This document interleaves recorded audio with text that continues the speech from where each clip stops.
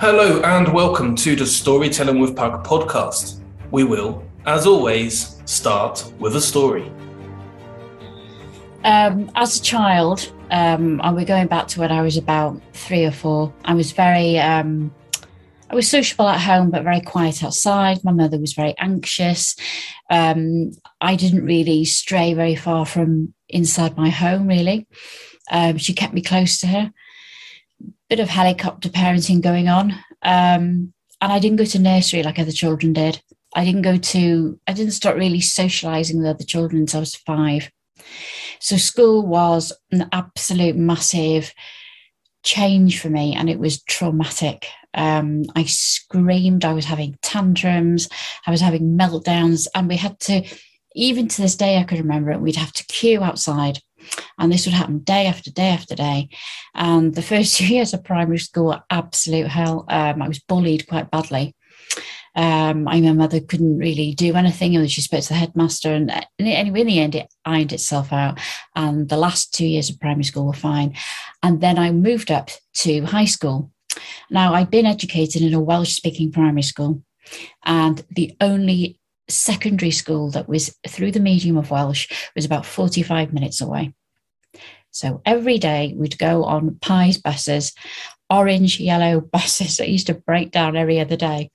And off we'd go. It was on this adventure, all the sixth formers at the back, all the younger ones knit closer to the front. And again, first 2 years, bullied really badly, ostracised, and I couldn't really understand why. I was quite a little bit odd. I was aware that I stood out a little bit. I didn't really feel like I felt a bit like an outsider, and I didn't understand why. And then I don't know how or when it started, but on the buses, and sometimes we traveled on double decker, which isn't a special treat, I started telling stories, and they'd mostly be supernatural, horror. And all that time I'd been unpopular, and the last person to be chosen to join the most popular girls group or in the sports team, I'd never get paired out with anyone, but my storytelling was on point, and I had a captivated audience, and I loved it. And I think a lot of that had come from me reading. I didn't pick things up very, very quickly. I didn't really learn to read properly until I was 7. And I've recognised that's how my brain works. It takes me a while. And then once I've learned something and I picked it up, and I accelerate. And there wasn't a single book in that library that I hadn't read. I was in the town library every Saturday. And it was how I processed the world, how I understood. I didn't really travel anywhere. We couldn't afford to go abroad because my family were quite poor. So everything I learned, everything I knew came from inside a book. And from that came this powerful imagination. And I excelled in reading, writing. I did very well in my exams with that. Terrible at science. I found I couldn't apply myself to anything I didn't like. And if I didn't like it, I didn't try. I once had 1 out of 100 for putting my name down on a chemistry paper. That is how much I didn't like chemistry. Didn't try, I hated it. Anyway, fast forward to the present, a few years ago, and I've been thinking a long, long time for years, what is it about me that makes me different?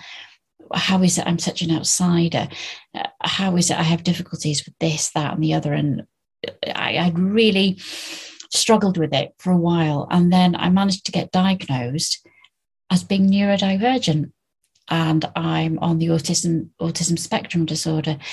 And it was such a game changer because I suddenly understood who I was. And I'm still learning now about it to this day, 3 years later. That is who I am. And it's 80% of my personality. And it's coming to terms with it and learning to use it to its best effect. My attention to detail, my love of story. I am very intuitive. When I was growing up, I used to, what in the autism community call mask. I masked and pretended to be normal. Well, I am normal, but using all the ways that you behave in front of people to appear like you're the same as your peers. And that developed a really good way of identifying how people behaved and what it meant and their body language and what mood they were in, and is this how you behave? And I'm so intuitive when it comes to how people behave and their motives and what they're going to do. And I thought, wow, that has really made me a very well qualified copywriter. I've got all the skills and I had them there all along. And that is my story.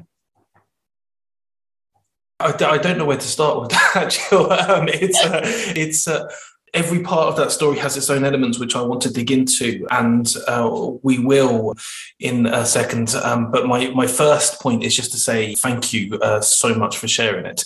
I cannot wait to find out more about it. I cannot wait to find out more about you. But before we do any of that, let's have a quick introduction to the podcast. You're listening to Storytelling with Puck, the podcast designed to show the power of stories in life and in business. Stories connect us on a deeper level, which is why we'll be sharing, chatting about, and feeling the impact they have on every one of us. Your host, Stefano, is the founder of Puck Creations, and we work with your business to define a clear, consistent, relevant brand which stands out from the crowd. We use that brand to create content that makes your audience think, feel, and take action. Visit puckcreations.com to find out more. Before you do that, pack your bags. We're off to the Story Hotel. Oh, this isn't just any hotel. This isn't one of those minor 5-star or even 7-star hotels. No. This hotel is beyond the star system. This hotel brings you into a whole new world, a world of origins, a world of tales, of deep connections. Every room is yours. Every word means something to you and to your clients. Every story told creates a deep connection. Let's have a drink together in the bar with the hotel's owner and creative master, Gillian Jones. Jill, tell us a little about yourself. Hello. What can I tell you? I've been a copywriter since 2013. Prior to that, I had quite an eclectic career path. I trained as a teacher. I've got a first degree in history, a second one in creative practice. I worked for the NHS for 10 years. And then I left, did my master's, and then I thought, well, what am I going to do now? My intention was to become a writer, but I didn't know what path I was going to go down in order to achieve that. And then I found copywriting, and I loved the look of it, and I just worked my way up and learned on the job, so to speak. And now I've just started doing, well, I haven't just started, I've been doing it for a while, but I've started doing training in conversion copywriting. So it's quite interesting. Yeah, tell me a little bit more about that, because so you've been creating copy now for a while and had the business, and as you say, you've been transitioning to conversion copywriting. Yeah. Tell me a little bit more about the differences and how the two of them work and what you've learned. You could argue that both convert, but you to say that online on a social media platform, you'd get into a heated argument with a lot of people, because even today people argue, well, content marketing is this and proper copywriting is direct response and conversions. But, all copy converts, blogs convert, web copy converts. It's basically, conversion is about persuasive copywriting. It's about persuading the reader to click the button and make the sale, and learning all the techniques and the formulas, and also doing all the research, like voice of customer research, competitor research. It's not just about putting the words on the page, it's doing all the research behind it, testing the page, A/B testing where necessary, testing the click buttons, testing the headlines, getting the best result you can so your client will get a sale. I love it and I find it fascinating. I don't think it's been an easy transition going from content to conversion, but I'm very obstinate and I refuse to give up because I love it so much. And I don't think it has to be. I think there's such an association with hardcore selling, with conversion copywriting. Yeah. It doesn't have to be like that. It is about storytelling, and it's about good copy that sells, but it doesn't have to be cheap and nasty. Right. That's not, it has a bad rap, and especially in the UK, I think sometimes, but it's really good. And I've learned from American copywriters and Canadians, and what they don't know about marketing isn't worth knowing. And I've learned so much from them. And I think it's made me a better copywriter. I can imagine it has. And I can imagine also, as you say, because there is a lot of conversion in what you might call standard content, or things like blogs and newsletters, etc. Any good blog, any good newsletter, any good kind of longer form copy will have some kind of call to action. Often you'll have many call to actions within a piece of copy if the call to action is to read the next paragraph. Sometimes they're more subtle, sometimes they're more direct. So it's true what people say when these arguments come up, that it's all conversion. However, you're right to say that the shorter form conversion is almost about a direct hit, and it's usually about them getting to actually. Often it's about getting them to actually buy something, right? Mm-hmm. That's how I see that kind of copy from my when I'm working with clients. There can be, as you say, some horrible versions of this, some sleazy and hard sale versions of this. But done well, I personally think, and tell me your thoughts a little bit more on this, I personally think that conversion copy at its best works well because people do not realize that they are even reading conversion copy. They just go and do something because they've read it. Yes. And it's also making, I know this has been said a million times before about making the reader the hero of the journey, but it's this psychology, this persuasive writing is crafting it really well so people don't know. But it makes it sound deceptive, but I know when I'm being sold to, but if it's done in a way that is not unethical or it's too selly, you know the good copywriters, the way that they write, the ones at the top of their game, and they can do it without making it bad. I think this is why I've done the training, because I don't want to be bad. I want to be really good. And I want to be able to craft that copy that will sell to people and make them feel good and not feel icky. Yeah, not feel like they've made a mistake a week or two later because they've read something that you've written, but instead feel like, actually, I did need that, and I was just guided in the right direction by the copy. People will not think as consciously about it, but it's the feeling inside that they have afterwards. Yeah. It makes a lot of sense. It's funny. I've had a couple of conversations about this on the Storytelling with Puck podcast in this series. I don't know why this series has been focused in that direction, but as you mentioned earlier, is there's almost the bad version of it or the manipulative version of it, and then there's the persuasive version of it. And I think you've explained well that the reason you're doing the training is because you want to do it the right way, the persuasive way, and to get people just to go, okay, I think I do need this. And you've now explained why. You've given the benefits of a particular product or a particular service so that people go, actually, I need to click through. Yeah. With the transition and doing that more often, has it helped the other way around? Has it helped your longer form content? Yes, there's still room for long form content. In sales pages, and I think in blogs, I think my article writing has improved, and I'm doing like a project now where we have to write some highly researched articles and pitch and get them published. It's not just, and write them persuasively and make it interesting. And that part of my writing has improved through doing the conversion training. I think I'm better than I was 2 years ago or 3 years ago. I don't think you can ever be complacent when you're in a particular type of role. When I used to work for people for an employer, all your personal development was paid for by your employer. When you leave and you become self-employed, you are responsible for your personal development. That's right. And you've got to keep up all your knowledge and any new trends and everything. And I think it's been good for me to do this. It's very easy to be, oh, well, I know it all now.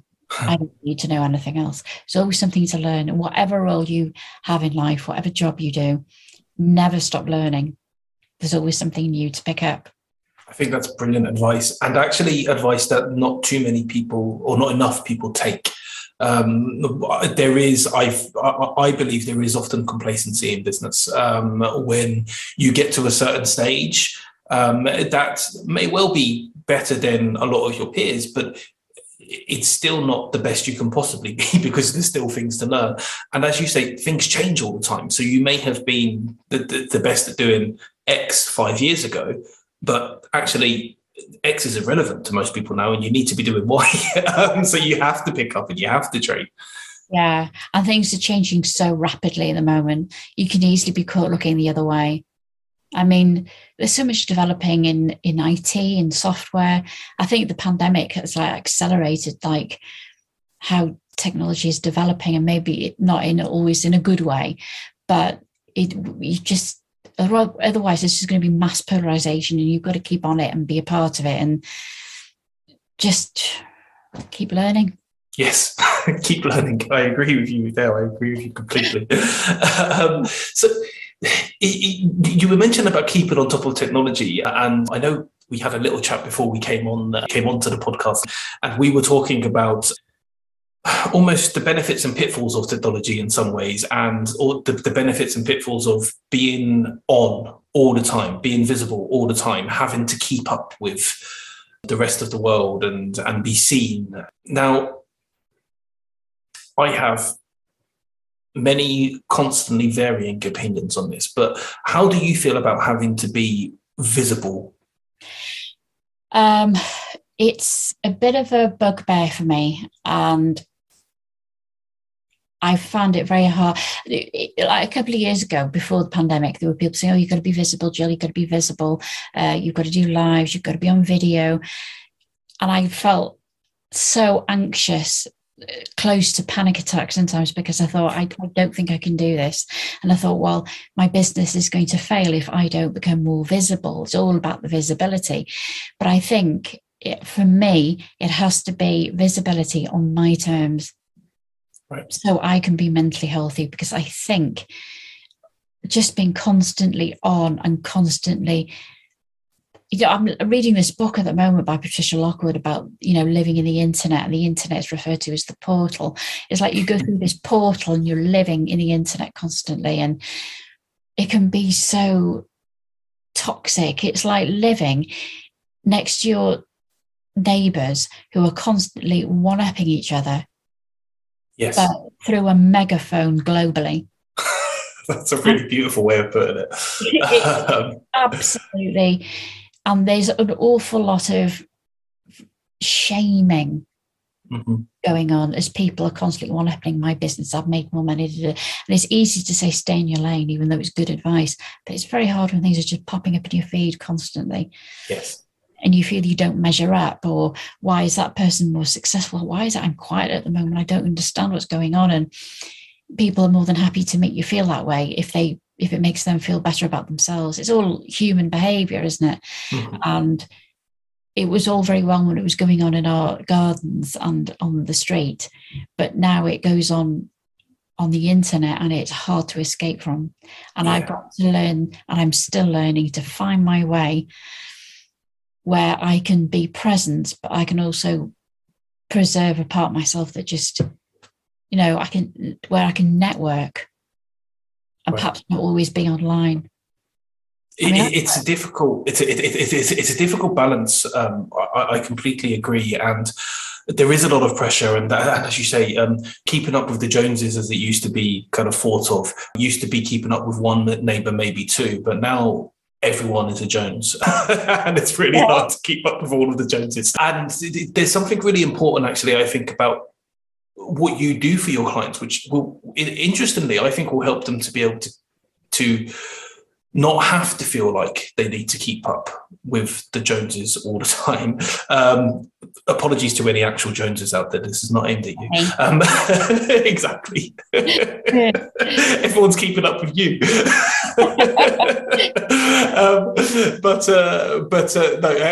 On a more serious note, I think when you define your brand really well, and when you have a good brand story, and when you have people understanding you better, then it's not to say visibility isn't important. Of course it's important. If nobody knows you exist because you're not visible, then of course you're not going to get any business. It's quite clear. Yeah. But how you are visible, I think, is what makes the difference. And if you truly understand who you are as a brand, who your business is, who it is you need to talk to, and the way you want to talk to them, then actually you don't have to be everywhere all the time. No.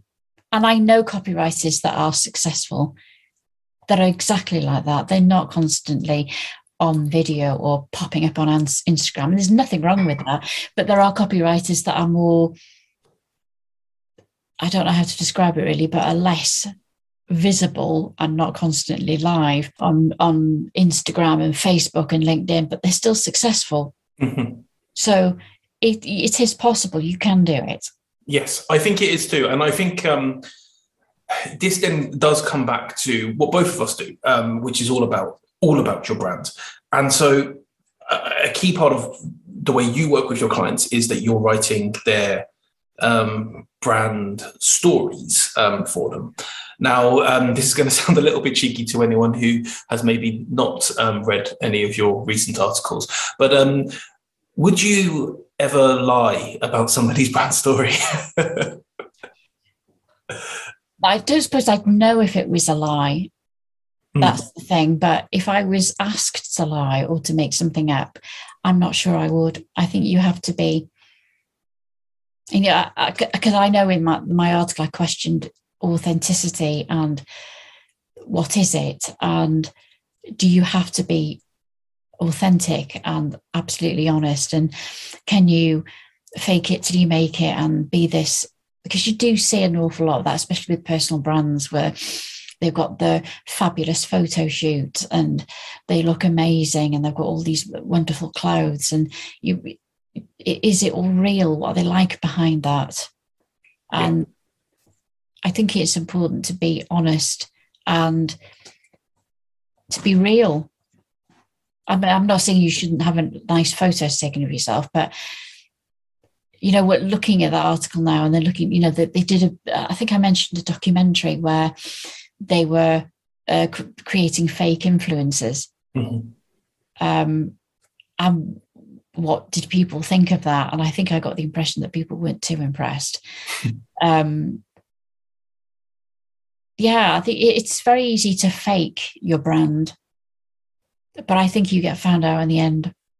It's really interesting you say that. So for those who haven't read the article, we'll put a link to it actually on the show notes. It's a brilliant article, and it explores, and you can correct me if I've made any mistakes here because I'm going off memory a little bit, but it explores some bigger companies such as Frankie and Benny's, yes, and was it Hollister? I think you mentioned in the article, and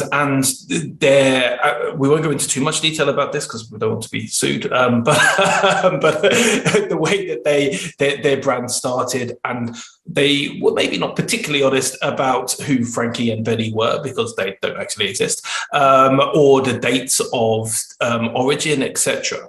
And so the stories that they were sharing were faked. Yet the question of how did that affect them? Did it cause problems or did it actually help them? Is one which is hard to know the answer to for certain. So I want maybe give me a little bit more of an understanding of your thoughts around that. They faked a story, and it was a good story, and it sold this idea of an old, Italian family and everything. And but it was created in the UK years and years later. It wasn't a family that went back in the early, 1950s. But I think in the end they had to close that. They are still operating. They had to close some, I think, because they weren't as busy anymore. But the woman that was writing an article on it was saying that really she loved the story. She wasn't bothered by the fact that it wasn't real. It was a great brand story. So it does make you think, does it matter? Yeah. See, this is where now I think I have potentially a slightly different take on it, because I think what matters in terms of being authentic, and if I'm honest, authenticity is a word that drains my soul a little bit these days, not because of the word itself, but because of the overuse on social media, the direct connection people seem to think it has with vulnerability, which it doesn't necessarily need to have, but we can go into that another time. But away from that, the deeper question of authenticity in your brand story / your brand, I think it's more important that you have an authentic brand. And by that, I mean, you understand who you are as a business. You understand what drives you, what your values are. Everybody in the business understands that. Everybody in the business understands the kind of personality you have. Everybody in the business understands the reason that you start the business in the first place, the reason you get up in the morning to achieve what you want to achieve. Everybody in the business understands how you interact with other people, how you communicate with other people. And as part of that communication, if you have a story which isn't 100% true, but it's authentic to who you are as a brand, and it aligns with your values and it aligns with the things that you believe in, falsifying the story slightly, I'm not sure if it does fully matter. What matters is if you then have a false version of who you actually are. So if people ask you, is that story real? If you then say, yes, it's real, it's 100% real, it's completely authentic, at that point, you've got a problem. But if actually you go, no, but it kind of reflects who we are. This is the feeling we want to have for a brand, because this is where the brand comes from. Yes. Then I think it's different. And this is where I think it's a very fine line between the people who are actively trying to lie and manipulate, and between people who are going, well, actually, it's just a bit more of an interesting story to share as the brand story, but we're not trying to pretend it's true. It just gives you a good understanding of kind of why we started the business.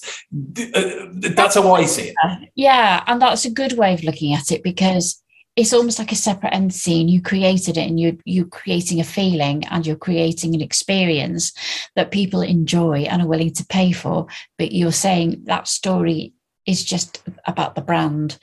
It's not me faking who I am as a person. That's important. Yeah, and there's a really good way of looking at it as well.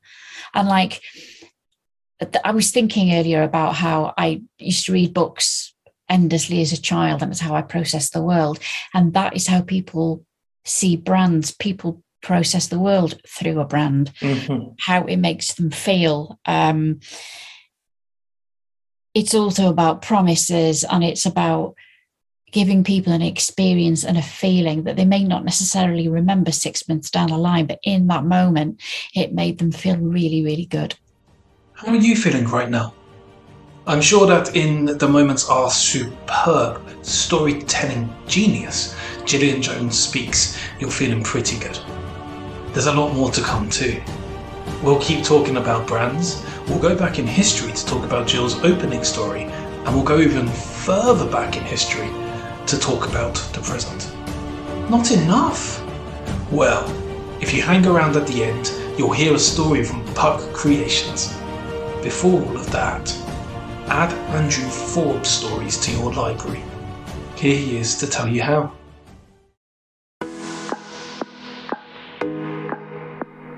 We're all in the persuasion business, whether that's pitching to a potential client, selling ourselves in a job interview, or convincing a teenager to tidy their room. How we frame our message and how we deliver it makes all the difference. And this is the theme of my podcast, Leaning Forward. I'm Andrew Thorpe. I'm a speaker, a trainer, and a storyteller. And I'd love you to tune in to our latest episode. Yes, that's it. It's the feeling. You're so right there. Yeah. And if people think you're lying to them or find out that you're lying to them in a really fundamental, deep way, as we were talking about earlier, even if the feeling was good at the beginning, that feeling will change. Whereas if they find out that actually your story wasn't completely true, but it reflected who you are, the feeling probably won't change that much. I think that's maybe where the difference again between the two different types lies. So based on that, actually, it's quite funny. Sorry, I'm slightly distracted because I just thought, in a sense, at Puck Creations, our brand story isn't. It definitely isn't true. It's about a talking goat. So if you see a goat coming from the left now. Talking, yeah, exactly. If you're watching this clip on the video, you will see. But again, it reflects the reason that the company started, and there's elements of truth to the reason the company started. But then we're using the reason it's called Puck is because of Puck Fair, which is a festival that happens in my mum's hometown in Ireland every single year. And there's a fable which talks about a goat saving the town, and so then I've used that fable to create the brand story for Puck Creations, and how one day that particular goat was having a chat with me. I've told the story before, so I won't go into it in too much detail. But I mean, it's quite clear, unless people believe in talking goats, which most people don't, that story isn't real. However, it is real in the sense that it completely reflects us. It reflects our creativity, which is one of our core values, and it reflects the curiosity we have and some of the other values that we really hold dear to us. So in that sense, it's completely real, if that makes... Yes. You're not faking yourself, or, you're authentic and real. Your brand story is around a fantasy and about creative storytelling, and that is fine. You really, yeah. I feel quite inspired by that, but the way you've talked about it as well. I'm not sure brands always understand how important their brand is, or their story, or their bio, because like with books, brands help you to understand yourself, and it helps us to make decisions. And you have to understand how crucial having that story is before you go on to anything else. That's really beautifully put. I completely agree with that. It's something we often talk to our clients about once we've done a Defining Your Brand workshop, is the importance of not just doing it and then forgetting about it. Once you have done the workshop, you have to live the brand. You have to be the brand. And every decision you make when you're coming up with a new product, don't create a new product just because you think, oh, that's going to sell and we're going to make money out of it. Does it align with the rest of the products you have? Does it align with, again, I won't say all the things I've said before, but all of the different elements of your brand? And if it doesn't, don't create it, or start a whole new business for that product, which has a different brand. But don't incorporate it with the business that you have if it doesn't align with everything else. And it's interesting because you can have products that are completely different. You can, Virgin, for example, sell holidays, and then started off. Was it Virgin started off selling CDs and? Or was down there? I might be getting confused. But they sell a whole load of different products, but it all comes under kind of their brand values and their brand umbrella, which some people hate and some people absolutely love. It depends who you are. Some people love Richard Branson, some people hate it. But the point is, they're aligned to themselves and they're aligned to the audience who do love them, and that's what's important to them. So for your business, that would always be my advice too. So not you specifically, Jill, but to our listeners, that would always be my advice too. Is to, if it's not aligned, then don't do it. No, absolutely. Now, I'm hoping this leads on the way I want it to. Your story at the beginning was really powerful. And I know it's a story you shared on your website slightly differently as well in the About You section. So we're now talking about, in a sense, your brand story. Yes. That I know, I'm fairly certain is 100% you and 100% a Brad story. There's no talking goats in that one. And it's really depends on how much wine I've drunk. there's all sorts of animals talking to you. But it's such a powerful story, and I think I'm using the wrong words here, maybe because powerful is. It's personal, and there's going to be so many people who connect with it. If you're happy to, I'd like to dig into it a little bit more. Okay.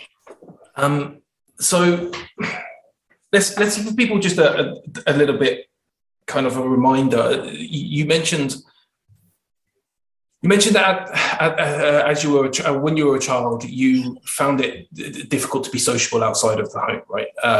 Yeah, I was like an overexcited puppy, and I wanted to be friendly, but I just seemed to get things wrong, and I didn't know what it was I was getting wrong. And it soon became apparent that children just didn't like me, or they'd make fun of me or laugh at me. And I couldn't understand, how can I get past that? Why are they being like this? And it was like that for such a long time. And I ended up feeling that as an adult as well, thinking for some reason I don't fit and I'm an outsider and I need to try and understand it. And I went through so many different things. Is it this? Is it that? Is it me? Is there something wrong with me? Why? And I think it's been good for me to find out. I don't think everybody always wants to get a diagnosis, but I'm glad I did, because I think it's made me more tolerant of difference and of how, there's so many of us don't fit. And we live in a society where, everybody has to be this or this or this. And if you don't fit into any of those categories, it can be very lonely and isolating. Yes. So I hope, they say people with ASD don't have empathy, but trust me, I've got enough for everybody. And I hope this has also made me more empathic than I was before. And that's important to me, because I'd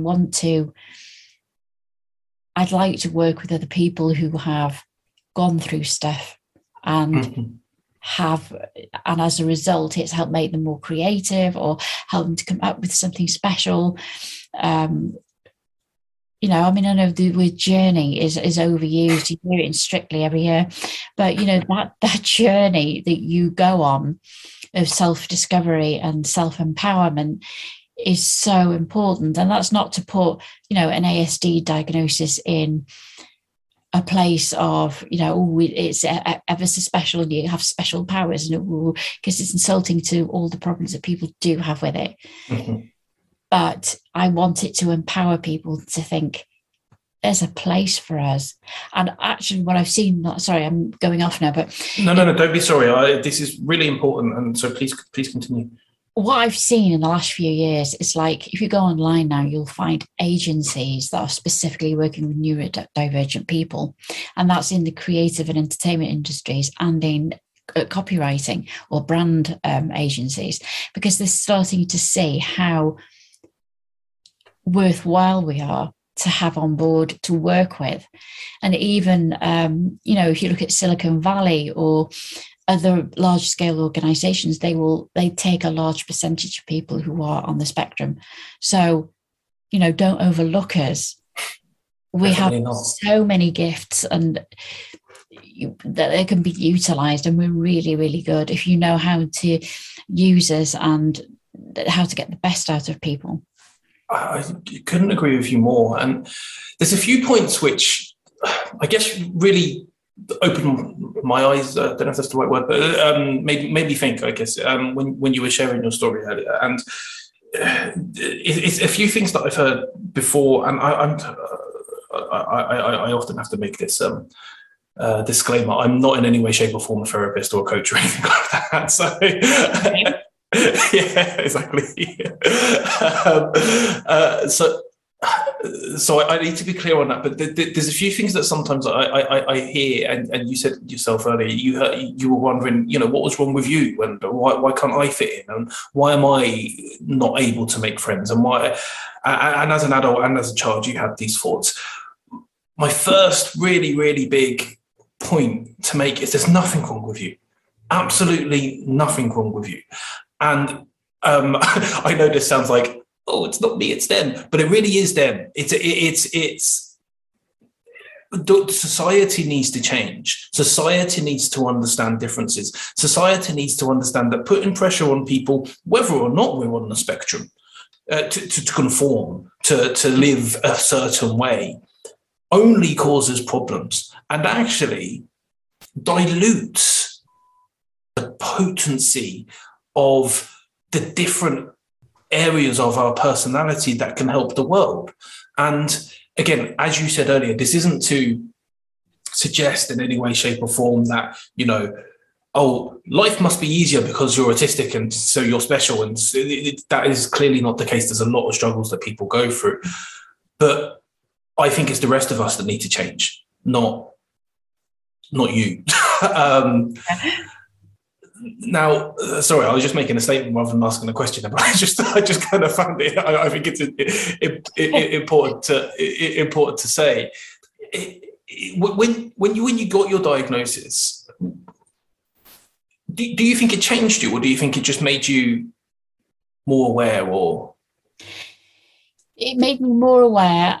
It made me appreciate difference more, and it made me come to terms with my past and my history. I mean, it changes absolutely nothing. It doesn't, it's not going to go away. It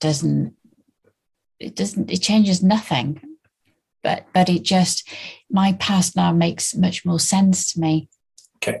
And I can look on it with some nostalgia in a way. There were bad parts, but wow, I find it hard. I have to keep reminding myself, I came through so much, and there are so many other people that do that.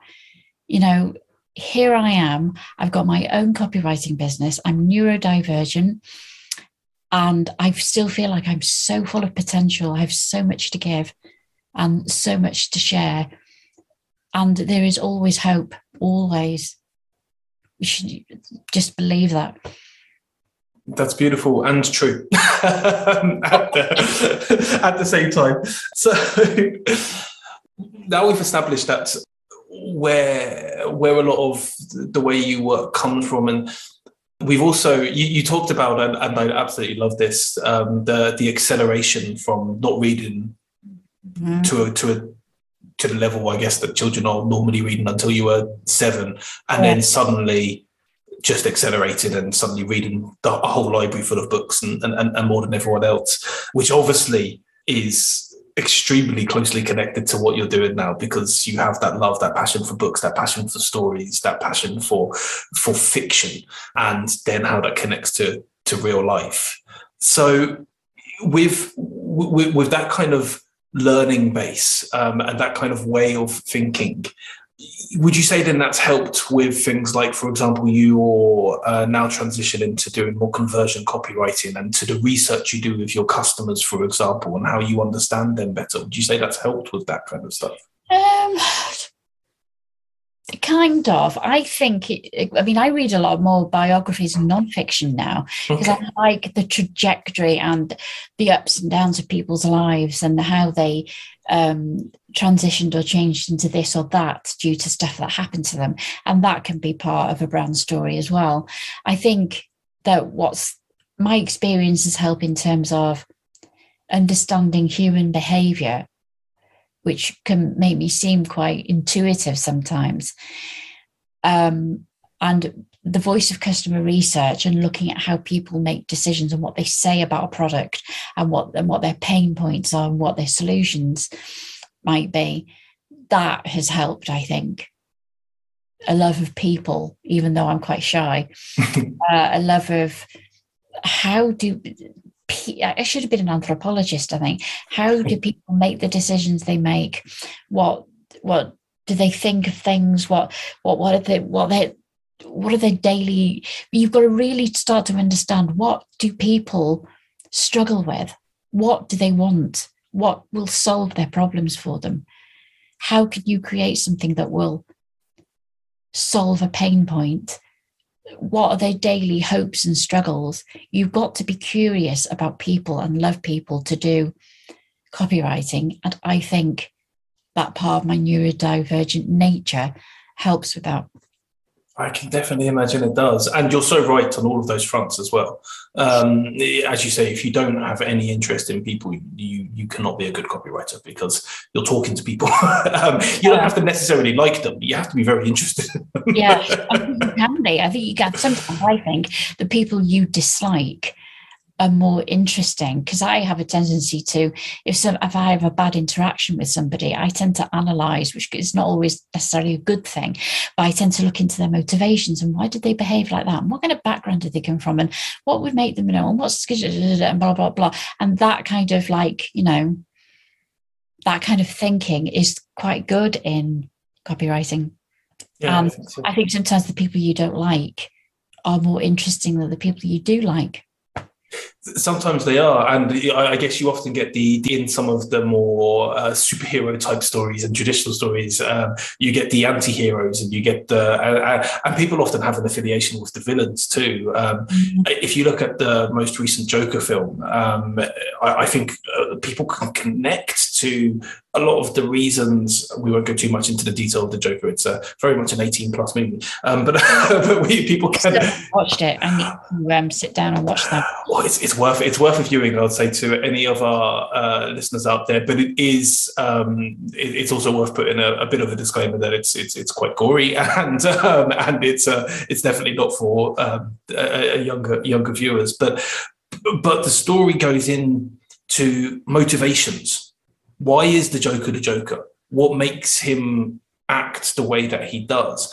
And I think sometimes when you look at the motivations of others, this is what empathy is all about. And you mentioned earlier about being an empath, and that doesn't mean that,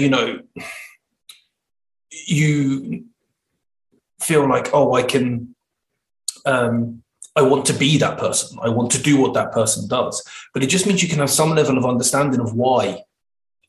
Yeah, why they do the things they do and what motivates them, and feel compassion for people you don't like, or if they behave a certain way towards you. And I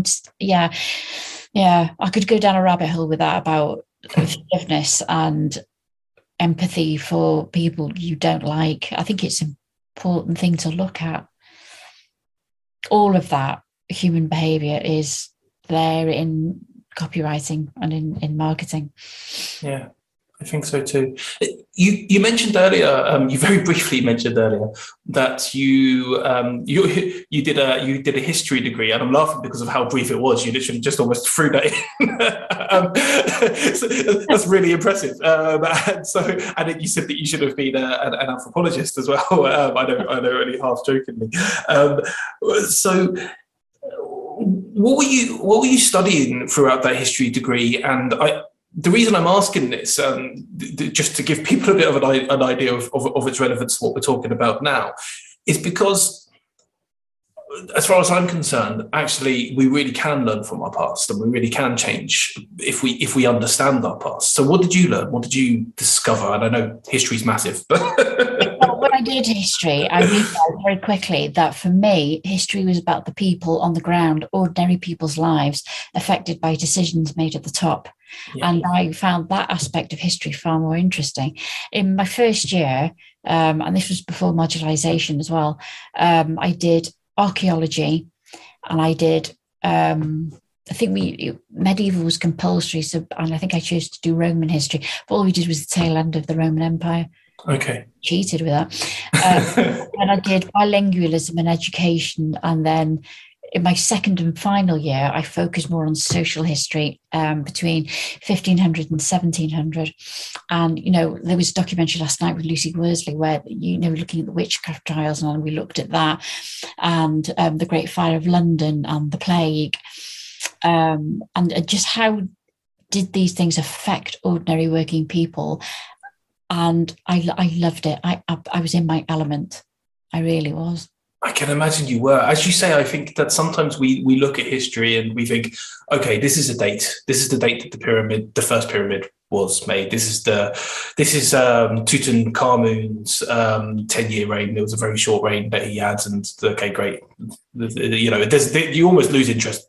Be just speaking about it, I'm losing interest just talking about it. But if you, as you say, if you talk about, well, what was life like for people in those times, and for ancient Egyptians, it's a bit harder to discover. There's less written history than there is as you come closer to modern times. But as you said, when you start talking about the Salem witch trials, and what was it like, life like for women at those times in general, how much has it changed till now? In reality, obviously, there are some big changes, but there's also some things which you think, hang on a minute, that hasn't changed anywhere near as much as it should have since. Women being in power, women, you know, when you look at like last night at the documentary and that about women, you know, healing, and women, especially, you know, if you were a single woman, or if you were a widow, if you were on your own, and that I often feel that because I'm a woman on my own, and that sense of people being intimidated, or that sense of people fearing you because you're not part of a couple, and capitalist society is very much about couples and families and this, that and the other, and some things I wonder whether they've really changed at all. Yeah, there are clearly changes, and you know, you'd almost get people writing in going, well, of course there are changes, we don't burn witches at the stake anymore, etc. And obviously there are huge changes, and there have been a lot of progression, and there has been lots of good. But sometimes, like, some of the internal thoughts, the internal process, the social mentality that drives some of the laws that we have now, I think doesn't stray too far from the reasonings of some of the laws that were driven in the past. And again, I think part of that is because people don't understand their history well enough.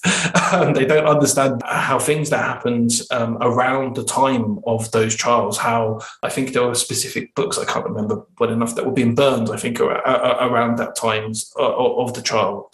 And being read and used as propaganda also for, we do need to burn witches at the stake.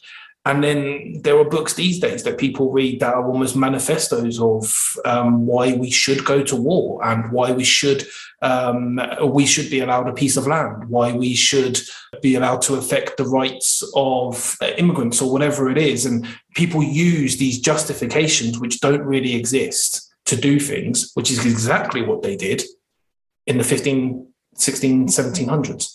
I've maybe gone too far. I think it's 15, 1600s. But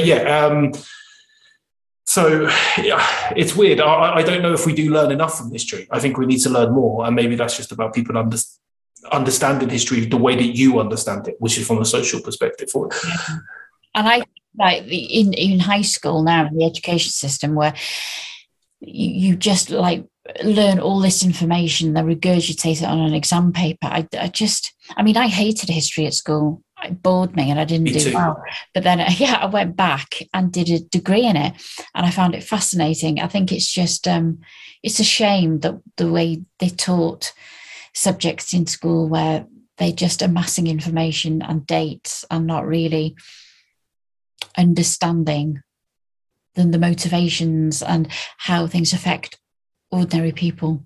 Yeah, that's right. I completely agree. I remember, for example, learning about Henry VIII at school. Any person who has listened to this who is brought up in the UK will have learnt about Henry VIII in a very basic form. Again, dates, 6 wives. You'd have probably learnt a quite derogatory rhyme about what happened to all of those wives, as if they're some kind of toys that you can just go, oh yeah, that one was divorced, that one was beheaded, as if it's all kind of cool and funny.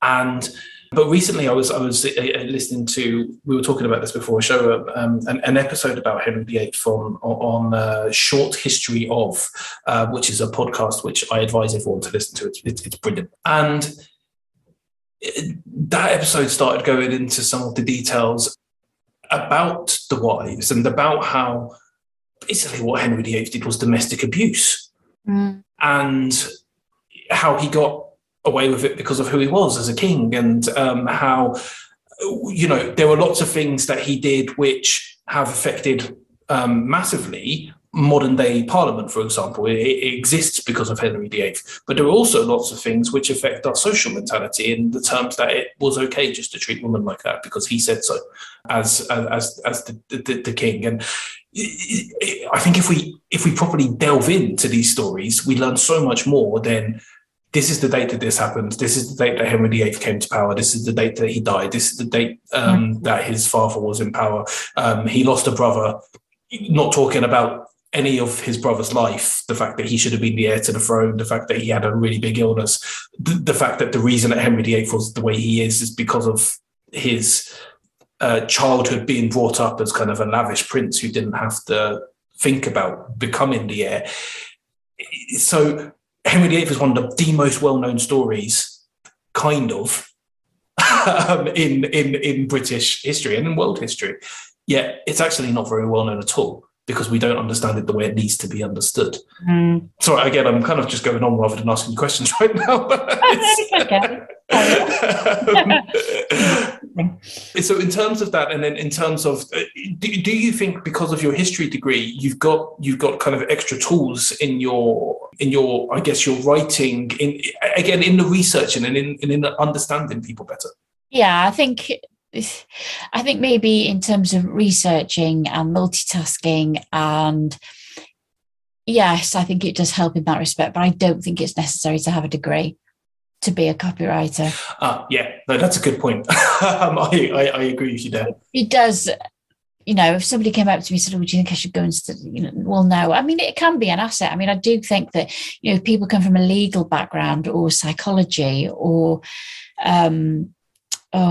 finance, or where they've had to really study a particular area of law or psychology or finance, and they become marvelous copywriters. I've seen many of them go on to have really successful copywriting businesses, but I don't think it's necessary to have a degree to do it.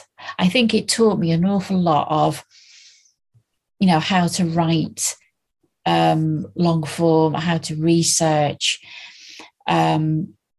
It's a habit I've got out of recently. And with this current project I'm doing, it's got me back into it again, where you link to, you really, really research your articles more in depth. Because I think we've gotten into this habit of just writing blogs off the top of our head, and they're just little opinion thought pieces. That sometimes I think it's good to be able to cite your, have sources that people can see where your research comes from, especially using statistics. And you get that from, studying at a certain level. But I don't think it's necessary. I think it's helped a bit. I think maybe my master's was a bit more helpful, but what was your master's in? Creative practice. Oh yes, you mentioned that at the beginning. Yeah, well, that would be helpful. Yeah. Focused on creative writing, which obviously isn't copywriting, but again, it's that writing long form, researching, and a reminder of how to, the process of, what do they call them? Tasks that are, I can't remember. Sorry, I can't help at the moment. I don't know. I can't remember the term for it, but they're just things that you learn in academic study that you can use in any other area and that stay with you for life. Although it's not necessary, it's useful and it's helpful.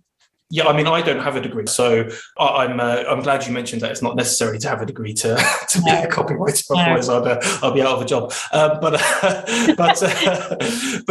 yeah, but at the same time, I think you're right to say that life experience, and degree is one of life experiences, is hugely helpful in copywriting. And as you say, they're cross-functional, maybe cross-disciplinary. I'm not sure what the term is either. But your point about being able to use the tools that you've developed over time, even if they were developed for something else, to use in the work that you do now. Transferable skills. That's the word. Yeah. Two writers here who can't think of We're doing well today. But yeah, no, it's a really strong point. I think both of your points that you made. You don't have to have a degree, but having a degree and actually just having life experience away maybe sometimes from specifically just doing whatever job it is you're doing, just writing being a politician is a good example of that. If you have life experience somewhere else, it can often be really useful for then your work going on. Especially when you're doing something like this. And also, I'd say that actually working in a physical job with other people, so many people that go straight into business and they've never worked with people. And I find that really hard to understand, because I think it's crucial that you know how to now, even though I'm shy and I don't have that much, I'm not in a physical space as much now, but I think having worked with people, having to navigate my way through certain situations, having to communicate, and just being around other people is really beneficial. That experience of different people from different walks of life, and not always winning an argument, and having to different opinions, different statuses, different thoughts on life, and being in that environment, I think it's extremely valuable when you go on to run a business. And I wouldn't have wanted to go into business straight from school or university without having had that. That's such a powerful point. I'm like you in that my background is in the corporate world. I've worked for some big companies in sales and marketing, and lots of people talk about how much they hate the corporate world and how much it's a rat race, and there's definitely elements of truth to that. But as you say, I don't think I would be able to do what I'm doing now with as much effect if I hadn't had that experience. I would know nothing about sales and marketing, for example, if I hadn't had that experience. And I would know nothing about how to actually run the business, really. I did business studies as an A-level, but that doesn't really give you enough to go with. I completely agree with you on that. I think work and life experience, especially before going into this kind of world, is so important. And you could argue that what you did is possibly more valuable than having a degree, is, working for corporate environments where you're learning about sales and marketing. For what I'm doing now, I'd say it probably is, to be honest. Yeah, in some senses, because of the fact that I'm now helping clients, and Buckerations are helping clients with sales and marketing, basically, and with defining their brand and then connecting to the world. So, yeah, I think it's extremely valuable. And then degrees are really valuable for other people, depending on what they're doing and how they work. So I think it's all about being individual and being you and understanding what's going to work with you. And also, if you're slightly younger listening to this and thinking, oh, I don't know what's going to work for me, that's also okay. Honestly, you don't have to think about it now. just enjoy yourself. Yeah. Exactly. So there are going to be a million people. I wish we had that many listeners, but I'm going to stick with it. There are going to be a million people now who are listening to this who will want to find out more about you, who will want to connect with you, who will want to come to your story hotel and for you to write for them. But so far we haven't told them how. So how can they find you? They can find me on my website, which is www.gillianjonescopywriting.com. I'm on LinkedIn under my name, Gillian Jones, the intuitive conversion copywriter, which is a mouthful. I'm also on Instagram, and that is Gillian. I can't remember now because I've got two. I think it's Gillianography1. Okay, we'll put it on the show notes so people can click through to it. Yeah, and it's also on Twitter. I'm at Gillianography. Okay, on words though. It is very clever, very clever. I like it a lot. I think that will attract even more people to find you. So it has genuinely been an absolute pleasure. There's so much more we could have talked about, but I've loved everything that we have talked about. So thank you so much for coming on and for sharing your story and just for having a chat with me, Jen. Thank you very much for having me. It's been a joy. It's a pleasure. We will, as always, finish with a story. Headed number 5. I think that's her name. One of Henry's wives. Maybe that's her name. Ultra's whore. I've heard it's that. Her name always asks for more. That must be her name. Except it's not her name. Her name's Catherine Howard. She was a child when she married, a child when she was murdered by the king, which seemed to make it okay, a retrospective law that holds her in shame. It started with Mannix, known to be abusive. At just 11 to 15, she was supposedly seducing a man probably in his 20s, maybe older still, to whom she felt repulsed but submitted to his will. Not long passed before Derham had his turn, often said to be consensual, a marriage plan, the love that burned. Still, she said that he had raped her when it eventually went to trial. We know not much for certain. With him there was denial. Age was no concern, King Henry will tell you that. No other will but his, if she could reach around his fat. A teenager still, wedded a 49-year-old monarch. It's all fun and games, another chance for him to frolic. We can't judge the deeds of what was then when we are now. I hear your cries, I don't deny your right to disavow. At least the deeds of kings and courts of years gone by. Yet still, there's deeds today I feel we can't deny. When writers write of Catherine as a stupid and oversexed adolescent, in a book not written far from our great, enlightened present, when we're told this child is to blame for her own fate, maybe we need to wonder if we're on the right side of the debate. You've just been listening to an episode of the Storytelling with Puck podcast. Your support keeps our podcast going, so please leave us a 5-star review wherever you listen. Subscribe to keep up to date with the latest episodes, and never forget the importance of sharing your stories.